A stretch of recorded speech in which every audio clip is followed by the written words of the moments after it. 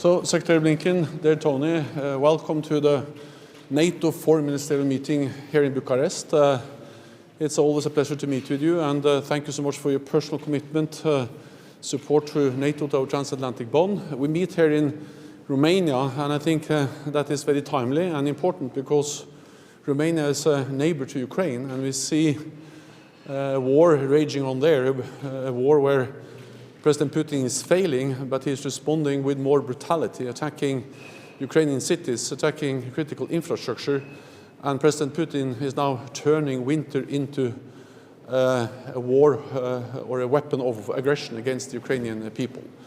And therefore we need to support Ukraine, and I'm extremely grateful for the strong support from the United States, military support, economic support, and everything you do to help the Ukrainians.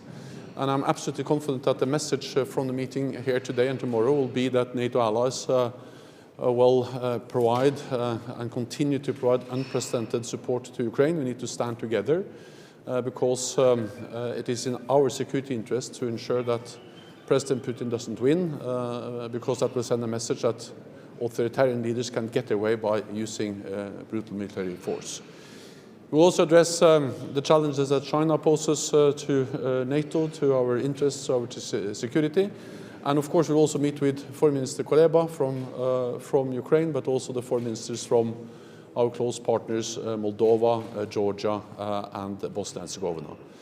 So once again, welcome. It's great to see you here. Yes, thank you so much. Thank you for bringing us together here in Bucharest. I agree with you. This meeting could not be more timely, and it couldn't be in a better place for the reasons that you said. NATO is stronger and more united than at any time I can remember, and I've been doing this for nearly 30 years. That's in no small measure thanks to the leadership of the Secretary General, Jens Stoltenberg, who's been remarkable in making sure that our alliance stays together, united in purpose, united in action. We will be reaffirming our support for Ukraine as we go forward.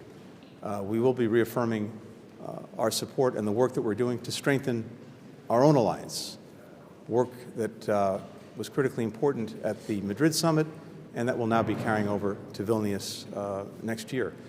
We'll have two soon-to-be new members of the alliance, Sweden and Finland, with us for these meetings today. That's important as well. But the fundamental principle that we have and that we brought to the Russian aggression against Ukraine, that we bring to other challenges, including challenges that China poses to our interests, is that we are doing it together, we're doing it united. That is NATO's greatest strength. It's a strength that the Secretary General has helped to nurture, and it's a strength that we're going to see on display here over the next 2 days. Thank you. Thank you.